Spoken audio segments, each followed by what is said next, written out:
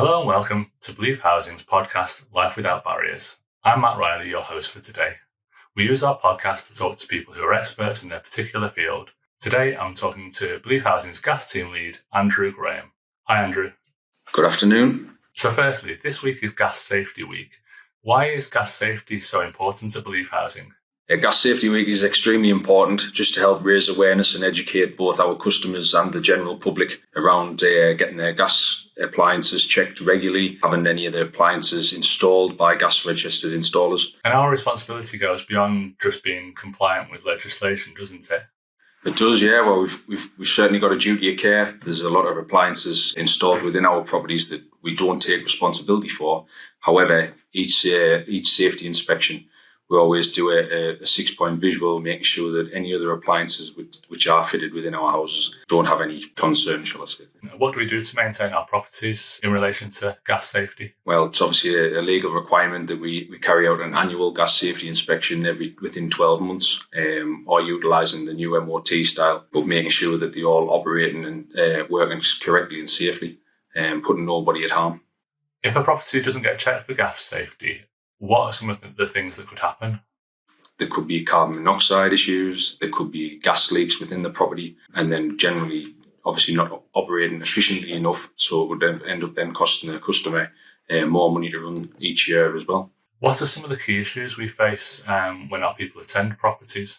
Access is a major issue every year. They don't understand the importance of us being allowed into the property each year to carry out the safety inspections. Obviously, as well, if we go in, our team could be the only ones that enter that property every year. They may not report any more repairs at all. So our team's extremely important going in there, not only maintaining the gas appliance, but thinking of safeguarding. So it's extremely important that we gain access. Obviously, also checking the smoke alarms, the CO alarms, and everything else in the property at that time. And what sorts of issues has the pandemic caused us? It's been extremely difficult. Obviously, both our employees, our gas engineers, as well as our customers have been petrified, obviously refusing us access, not wanting us to gain entry, and from one day to the next, having an impact on our resources if someone's been either shielding, isolating, or worst case if they've actually caught the virus. So it's been extremely challenging. I know that obviously as we weren't allowed into people's properties, our numbers rose. We were quite fortunate that all the team pulled together to achieve that. We managed to get back to 100% compliant. It's been extremely difficult, but I think as a team and as an organisation, we came over the challenge, and I think we've dealt with it really, really well. Has the pandemic caused any positive changes to the way we work? Using different technologies. I think one of the major things that we'd also did as part of a trial, we used some video calling technology. So even some of our members of the team that were shielding at home, we're managing to diagnose over the phone, over the video call, which then obviously eliminated any risk of going into people's properties. I think overall as a business, from not just within our gas team, but other parts of the business, we've all pulled together to make sure that our customers were safe. How many gas safe registered engineers do we have carrying out gas safety checks? Well, overall, the team, we have 34 gas safe registered engineers. We've also got 3 team leaders, including myself, and a gas auditor that goes around making sure that all the teams compliant, making sure everything's being carried out correctly and safely. Could you tell us what a gas safety check involves? Well, first of all, we'll carry out a tightness test on the gas, making sure that there's no gas leaks within the property. We'll then move on to the appliance, checking, making sure the effectiveness of the flue, if there's any ventilation requirements. Normally carrying out a flue gas analyzer, readings, both on high and low, making sure they're operating safely and correctly. Any safety devices, making sure that they're operating correctly. And then obviously also checking the gas rate and the working and operating pressure of the appliance. Will staff continue to wear PPE to enter properties?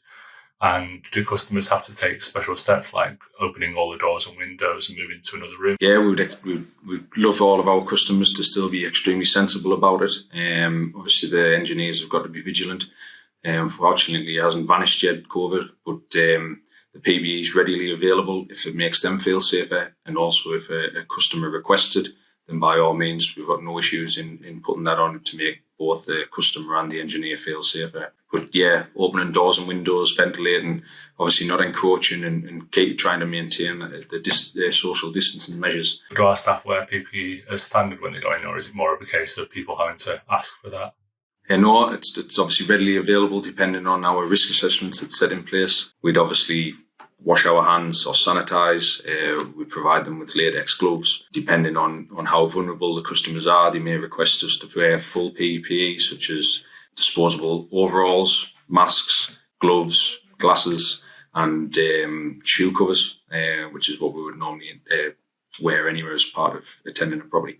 What should customers do if they've missed their gas safety check? If they get in touch with our contact centre immediately, like I said, the access is one of the major problems that we have. But by all means, if anyone has missed their appointment, please get in touch straight away, which we can then go and rearrange and get someone out as soon as possible. Well, thanks very much for your time today, Andrew. No problem. Take care. Thank you, Matt. That's all for this edition of Life Without Barriers. We'll be back again soon, so keep an eye out for the next edition. Don't forget you can find Believe Housing on YouTube, LinkedIn, Facebook, Twitter and Instagram, or you can find out more about us on our website at believehousing.co.uk. Thanks for listening and watching, and we'll see you next time.